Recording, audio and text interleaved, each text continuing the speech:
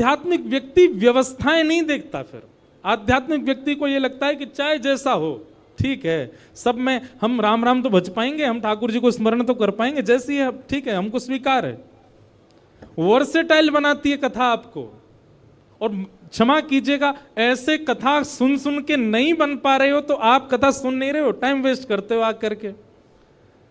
कथा सुन करके तो ऐसे हो जाओ सहज, चाहे जैसी स्थिति जैसी परिस्थिति, संसार में जैसे लोग, जीवन में जितने आर्त विपत्ति पीड़ा कष्ट, आप प्रसन्न ही रहो, आप अपने समभाव में रहो।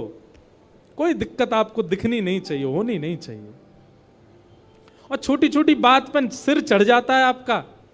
ठाकुर जी मन में विचार करेंगे जाते मैं कैसे मिलूं, जो नेक नेक सी बात पे तो या को मूड चढ़ जाए, और मेरो तो स्वभाव है खेलना, और मैंने कहीं जाके या तो नेक खेल कर दियो सो ही रोने लगेगा। अब देखो गोविंद दास जी एक अष्ट सखाओं में एक सखा हुए गोविंद दास, देखो यहाँ अष्ट सखा भी बैठे हैं, पीछे दिख रहे हैं ना, ठाकुर जी के बगल में 1 2 3 4 सखा यहाँ बैठे हैं, 4 सखा इधर बैठे हैं। तो गोविंद दास जी एक गोविंद दास सखा हुए ठाकुर जी के। अब ऐसी लीला है कि पढ़े लिखे लोग तो इस लीला को सुनकर के बोलेंगे बताओ ऐसा भी होता है, पर वास्तविकता यही है। तो गोविंद दास जी ठाकुर जी उनके साथ खेलते थे। गुसाई जी तो आरती करते श्रीनाथ जी की, और सामने बैठे गोविंद दास को देख करके ठाकुर जी अपने सहन चलाते। गोविंद दास कहते डट जाओ आरती चल रही है अभी, और किसी दर्शनार्थी को नहीं दिखता था, बस गोविंद दास को दिख रहा है, सूरदास जी को दिख रहा है, चीत स्वामी जी को दिख रहा है, इन अष्ट सखाओं को ही दिखता था।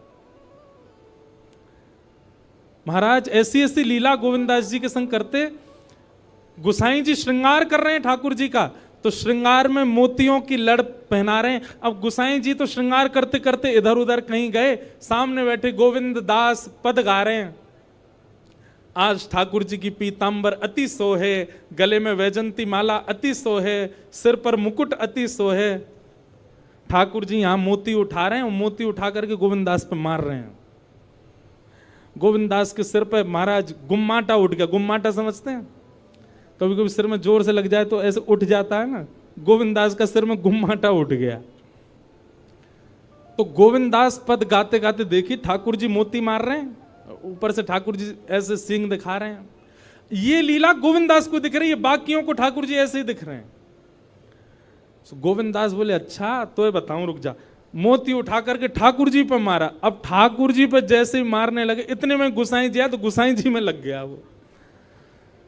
गुसाई जी बोले ए गोविंद दास जी क्या कर रहे हो तू, हैं ठाकुर जी मोती मार रहे हो। गोविंद दास से हाथ धर के गए, देखो गुम्माटो उठ गो मेरो, तुम्हारो लाला मारे तब कोई बात नहीं, या समझा लो पहले बहुत मारे हमें। ऐसे ठाकुर जी लीला करते थे। गोसाई जी गोविंदास को हृदय से लगाते, गोविंदा तू कितनो भाग्यशाली, लाला खेले तेरे संग में। दोपहर में हमारे ब्रजमंडल में सारे मंदिर बंद हो जाते हैं 12-1 बजे। उसका भाव यह कि ठाकुर जी गैया चराने गए हैं। अब तो दोपहर के समय जैसे मंदिर बंद होते, ठाकुर जी महाराज फेंटा कस के आ जाते, ए गोविंदा चल खेलवे चल रहे हैं। ठाकुर जी गोविंदास के संग खेलने जाते।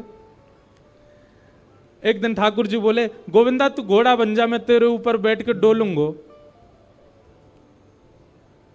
गोविंदास जी घोड़ा बन गए। घोड़ा बन के ठाकुर जी ऊपर बैठ गए, और गोविंदास की 2 पौनी बना दी ऐसी, और 2 पौनी इनको ऐसे पकड़ पकड़ के ठाकुर जी चला रहे हैं। और ठाकुर जी तो खेलें भैया, कछु भी कर सकें, इसलिए भैया ज्यादा नखरेबाज यदि हो तो ये बात लिख लियो, ठाकुर जी ना मिलवे वारे आप हैं। नेक्से से नमक पे, मिर्ची पे, नींबू पे ये घर में अधर कर दियो महाराज, ऊधम मचा दियो, ऐसी नहीं चलो रात भर सोए नहीं। इतने अव्यवस्थित यदि हो तो यूं समझ लियो ठाकुर जी नहीं मिलेंगे आपको, क्योंकि ठाकुर जी तो व्यवस्था छीनते हैं, उल्टा करते हैं ठाकुर जी। गोविंदास के ऊपर बैठ गए और उसको चलाने लगे। अब चलते चलते गोविंदास रुक गए, तो ठाकुर जी बोले ए गोविंदा चल, ए मेरे घोड़ा चल। गोविंदास जी बोले जय जय जय जय, नेक उतर जाओ। ठाकुर जी बोले काय को? गोविंदास जी बोले लघु शंका लगी है, नेक मुझे जानो है, नेक उतर जाओ। ठाकुर जी बोले ऐसी बात कर रहे हो गोविंदा, हैं कोई घुड़सवार घोड़ा पे बैठ के घूमे और घोड़ा को लघु शंका आवे तो वो का यूं के ओ भैया ने कुतर जा, मैं लघु शंका करके आऊं, फिर बैठियो मेरे ऊपर। गोविंदास जी बोले तो कहा आज्ञा? बोले आज्ञा वो ये जो कह रहा हूं, जैसे घोड़ा बिना आज्ञा लिए अपने व्यक्ति को ऊपर बैठा के सब काम कर ले, बस तू कर ले। तो गोविंदास जी ऐसे घोड़ा बन करके चल रहे हैं, ठाकुर जी ऊपर बैठे हैं और सब कर आए काम। अब इतने में ही कोई व्यक्ति वहां से जा रहा था। अब उस व्यक्ति को ठाकुर जी नहीं दिख रहे हैं, उसको गोविंदास चलते चलते दिख रहे हैं। उसने जब देखा, अरे राम राम राम राम जी, गोविंदास जी क्या कर रहा है? हैं? घोड़ा बन के चल रहा है, वस्त्रों में ही सब कर रहा है।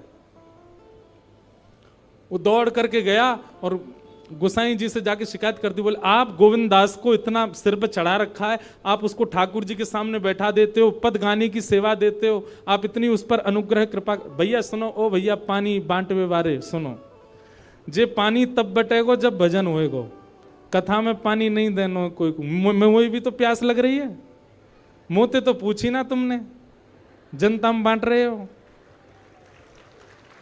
भाई देखो श्रोताओं, हमारी बात सुनो, कथा ऐसे सुनो जैसे व्यास जी कथा सुनाते, बिना फोन चलाए, बिना पानी पिए, बिना उबासी लिए, बिना इधर उधर हुए। एक चित्त आपको हम देखते रहते हैं। 3:30 बजे से बैठे हैं, कितने बज गए? 6:30। हमने पानी पिया। पानी पीने को मना नहीं है, पर जब भजन कीर्तन हो तब पियो, है ना। अब जिन जिन पर मिल गया वो डुकुस लो, पी लो और जिनको नहीं मिला वो पद का प्रतीक्षा करो, पद आवे तब ही पानी बांटनो है। ठीक है भैया, पानी वारे भैयाओं सबरे बैठ जाओ। बोलो वृंदावन बिहारी लाल की। मैंने कि हम लीला सुना रहे हैं, जे सबरे इधर उधर क्या कर रहे हैं बताओ। तो महाराज किसी व्यक्ति ने गोविंदास जी को ऐसे देख लिया, ओहो जे तो ऐसे ही डोल रहा है और चलते फिरते ही कर रहा है।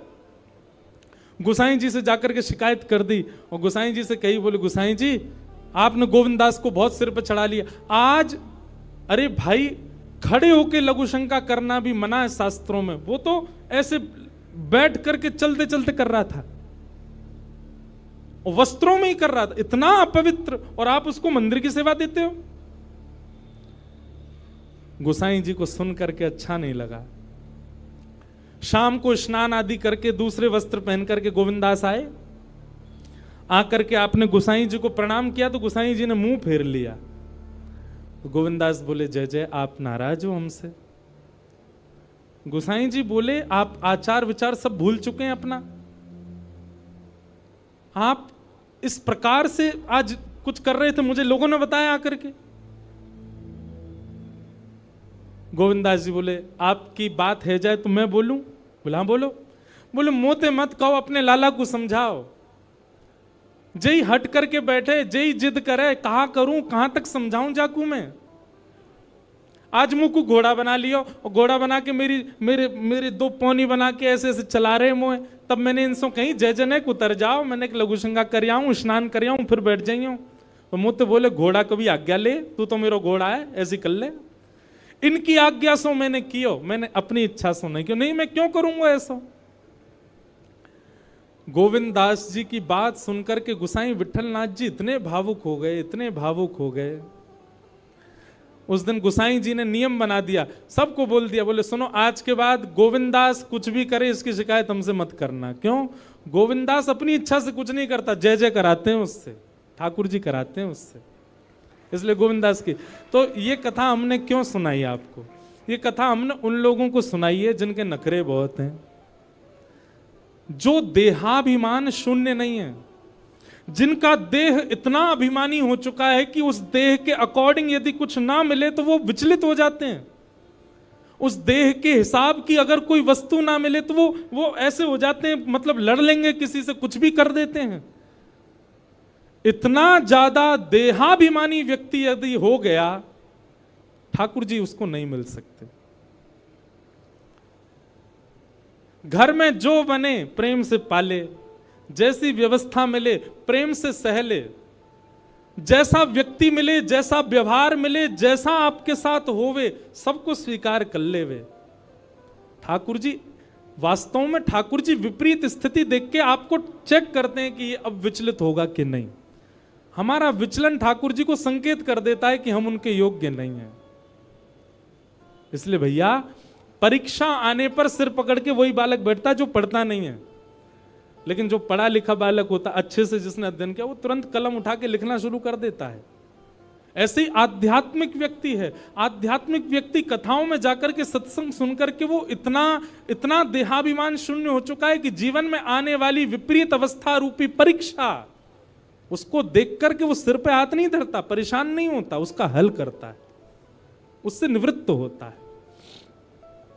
इसलिए कथा सुनने के बाद कथा ने आपको स्वीकार किया, इसका एक प्रमाण यह है कि फिर आपके साथ जो हो आप उसमें विचलित नहीं होइएगा। अगर आप विचलित होते हैं, अगर विचलन आपके चित्त में आ जाती है, तो इसका मतलब अभी कथा सुनने में, भक्ति करने में, भजन करने में कहीं चूक आप कर रहे हो। सूरदास जी का एक बहुत अच्छा पद है, पूरा मुझे अभी याद नहीं, मैं एक दिन सुनाऊंगा, एक पंक्ति सुना दूं। सूरदास जी कहते हैं, जैसे राखो तैसे रहूं, जैसे राखो तैसे रहूं, जानत हो सुख दुख सब जन के। आप सब जानते हो ठाकुर जी, मैं अपने आप क्यों बताऊं आपको कि मुझे क्या दीजिए क्या मत दीजिए। जानत हो सुख दुख सब जन के, मुख से कछु न कहो, जैसे राखो तैसे रहूं। लिख लीजिएगा, भक्ति आपको स्वीकार करना सिखाती है। परिस्थिति, व्यक्ति, वातावरण सबको स्वीकार करना सिखा देती है। आप हर स्थिति में रमने लग जाते हो, फिर आप विचलित नहीं होते। और कहीं विचलन होती है तो आपकी भक्ति में कहीं चूक है। इसलिए भैया ठाकुर जी के लायक बनो, और ठाकुर जी के लायक बनने के काजे हर प्रकार की स्थिति को सही है, सह लीजिए। तो ज्ञान और वैराग्य भक्ति भागवत से प्राप्त होंगे, और भागवत आपको ऐसे मॉडिफाई कर देगी कि फिर आपको फिर संसार की किसी स्थिति, परिस्थिति, व्यवस्था, अव्यवस्था से कोई फर्क नहीं पड़ेगा। आप सम हो जाओगे, हर स्थिति में प्रसन्न रहने लग जाओगे। कथा ऐसा निर्माण करेगी। तो नारद जी महाराज को कहा सनत कुमारों ने कि तुम भागवत की कथा कराओ, भागवत की कथा से ज्ञान और वैराग्य युवा हो जाएंगे। तब नारद जी ने पूछा, भागवत की कथा कैसे करानी चाहिए, कहां करानी चाहिए, किससे करानी चाहिए। तब यहां पर सनत कुमारों ने एक एक बात बताई। बोले, सबसे पहली सुंदर बैठने की व्यवस्था करो, जितने ज्यादा से ज्यादा वैष्णव कथा में आ सकें उतना ज्यादा से ज्यादा प्रचार प्रसार करो। कथा कराना कैसे चाहिए सुनो, सब नियम बताएं भागवत जी में। दूसरा, एक सुधी व्यास को ढूंढो। व्यास कैसा होना चाहिए? बोले विप्र होना चाहिए। सबसे पहली बात, ब्राह्मण होना चाहिए।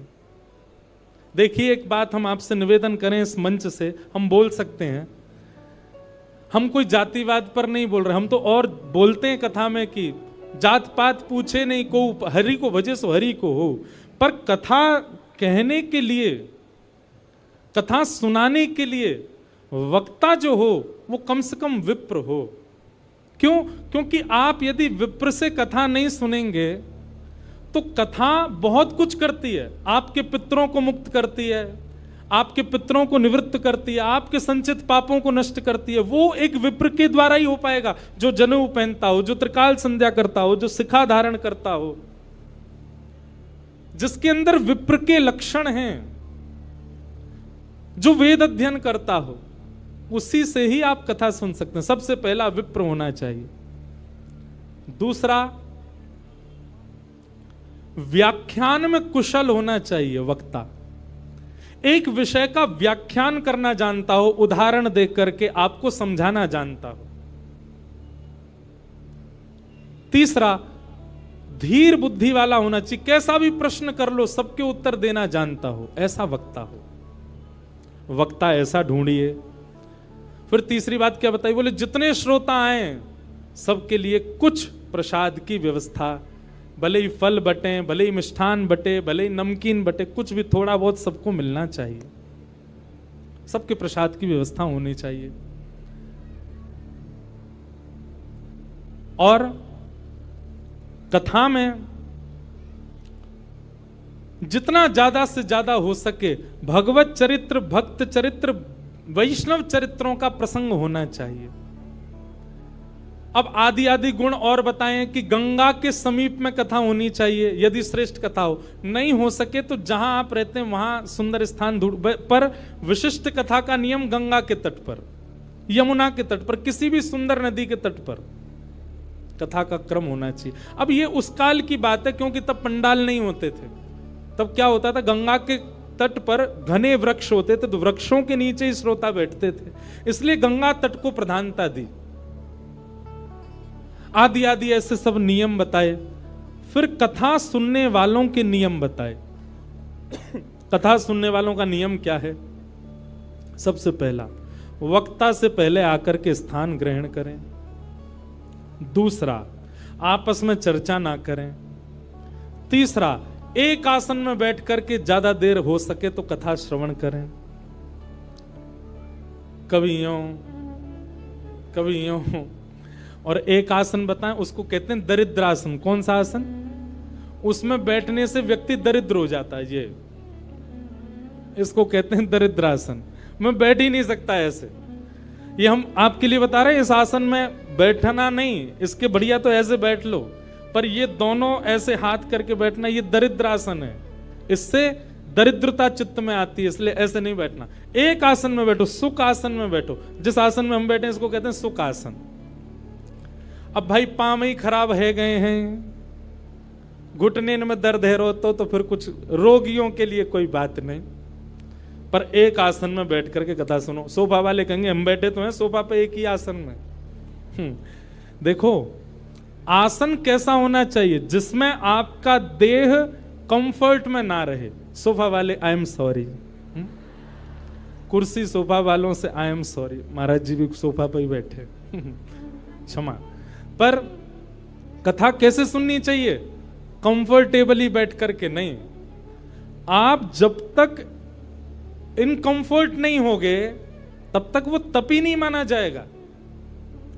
और सत्य बताएं तो कथा में मन ही तब लगेगा जब आप एक आसन में एक स्थिति में बैठोगे। तो आसन शुद्ध होना चाहिए, वक्ता से पूर्व आ जाना चाहिए। वक्ता जब कहे कीर्तन करो तो सबको कीर्तन करना चाहिए। वक्ता जब बोले तब सबको शांत रहना चाहिए। दूसरी बात, तत्श्रृण्वन् प्रपठन विचारण परो भक्त्या विमुच्य नरः। कथा जो सुने उसको याद कर लेवे, घर जाकर के उसका मनन चिंतन करे। और तीसरा, मनन चिंतन करके तुरंत अपनी लाइफ में इंप्लीमेंट करे। आपने कथा सुनकर के केवल सुन लिया लेकिन उसको उतारा नहीं जीवन में, तो आपका श्रोता धर्म पूर्ण नहीं होगा। इस प्रकार से श्रोता को कथा सुननी चाहिए। आदि आदि सब भाव बताए गए, कथा कैसी सुननी चाहिए, कैसे सुनानी चाहिए, सब बातों को बताते हुए यहां पर फिर सनत कुमार कहते हैं, तावत् पापानि देहिस्मिन् निवसन्ति तपोधनाः यावन्न श्रूयते सम्यक् श्रीमद्भागवतम नरैः। बोले भैया आज कौन सा डे है? आज मंडे है, सोमवार है। हमारी कथा विश्राम कब होगी? रविवार को, संडे को। हम सबके जीवन में 7 ही दिन होते हैं। बहुत सावधानी से सुनिएगा सब लोग। आप सोमवार की कथा जब सुनते हैं, ये बात मैं नहीं कह रहा हूं, भागवत जी में लिखा है, आज सोमवार के दिन आप कथा सुन रहे हो, तो आज के दिन की कथा सुनने से आपको फल क्या मिला कि आपके पूर्व के जीवन में जितने सोमवार जन्म से लेकर अब तक निकल चुके हैं और उनमें हमसे जो भी पाप हुआ है वो आज की कथा सुनने से नष्ट हो जाएगा। कल की कथा आप सुनोगे, कल क्या है? मंगलवार। मंगलवार की कथा सुनो, जितने मंगलवार आ चुके जीवन में सबके पाप नष्ट हो जाएंगे। इस प्रकार करते करते जब रविवार की कथा आप सुनोगे विश्राम दिवस की, और कथा सुनते ही जैसे ही कथा विश्राम होगी आप क्या हो जाओगे? पूर्ण पवित्र। आपका अकाउंट क्या हो जाएगा? 0, सब खत्म। अब अगले सोमवार से आपका नया जीवन शुरू है। आपके पूर्व के सारे पाप शून्य हो चुके हैं। लेकिन अब एक बात और सुनो,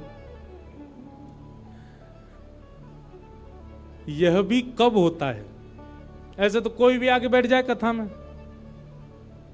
दिन भर चोर चोरी करे, शाम को कथा में आके सुन ले कथा। चलो आज का खाता तो खत्म हो गया, पुलिस पकड़ के ले, बोल मुझे पकड़ नहीं सकते, अब व्यास जी ने मना किया, मेरे सारे पाप नष्ट हो गए, आज कथा सुनी आया मैं। सुबह चोरी करी थी पर कथा सुन ली, फिर मैंने सब शून्य हो गया। ऐसा नहीं, आप कथा में संकल्पित होकर के बैठिए। भागवत जी से निवेदन कीजिए, हे भागवत जी, हम 7 दिन के लिए आपकी शरण में आए हैं। हे शब्द रूपी श्री कृष्ण, हम 7 दिन के लिए आपकी शरण में आए हैं। आप कृपा करके इन 7 दिनों में हमसे पूर्व में जो भी अपराध बन गया है उन सबको आप समाप्त कर दीजिए। हम आपको वचन देते हैं संकल्प लेकर के कि हम जीवन में दोबारा ये गलती नहीं दोहराएंगे, तब आप पाप निवृत्त होगे। अच्छा, उसमें शर्त एक और होती है। भागवत जी ने 7 दिन में आपको पवित्र कर दिया और कहीं आपने 7 दिन बाद उन चीजों को पुनः दोहराया। जैसे आप तंबाकू खाते थे, सिगरेट पीते थे, नशा करते थे, जो भी करते थे, आपने संकल्प लिया भागवत जी हमने पूर्व में जो जो किया उन सबको आप समाप्त कर दो, हम वचन देते हैं अब नहीं करेंगे। तो भागवत जी आपको पवित्र कर देंगे 7 दिन में। लेकिन 7 दिन बाद जीवन में फिर कभी आपने वो क्रिया की तो फिर जितनी आपकी नष्ट हुई है मल्टीप्लाई इनटू 1000 होकर के दोबारा लग जाएगी। 1000 गुना ज्यादा होकर के आपको वह पाप पुनः लग जाएगा। इसलिए भैया, जो अपने व्यसन नहीं छोड़ सकते, हम मंच से कह रहे हैं कल से कथा में आप नहीं आइएगा, क्योंकि आप उस व्यसन को नहीं छोड़ पा रहे हैं और कथा आप सुन रहे हैं, क्या फायदा? मल्टीप्लाई इनटू 1000 हो जाएगा और ज्यादा आपको पाप लग जाएगा। इसलिए कथा सुनने की सामर्थ्य वही लोग रखिएगा जो पुनः संकल्पित हो जाते हैं कि हम नहीं करेंगे। 2-4 लोग मुझे उठते से दिखाई दिए,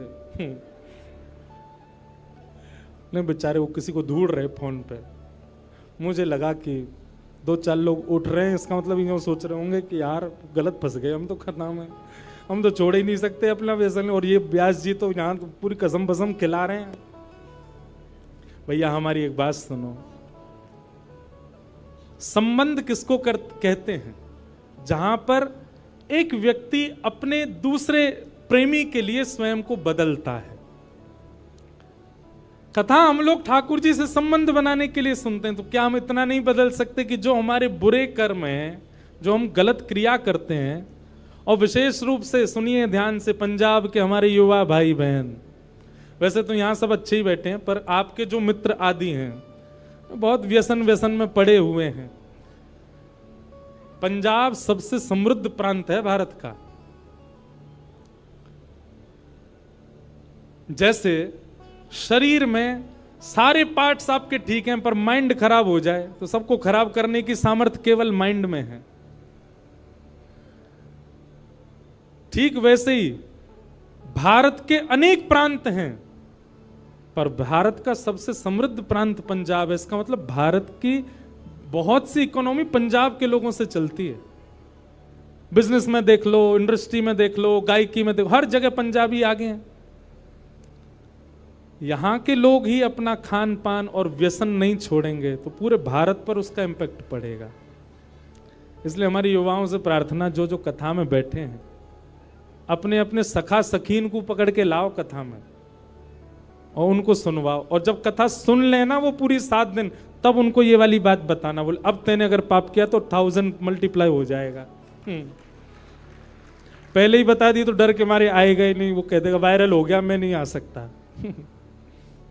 तो कथा आपको पवित्र करेगी। तावत पापानि देहेस्मिन्, पाप तब तक आपके शरीर में रहेगा जब तक आप कथा पंडाल में नहीं आए। कथा पंडाल में आती पाप सारे भाग जाते हैं, पर कब? जब श्रोता संकल्पित हो जाता है। ऐसी भागवत की कथा के बारे में बताया।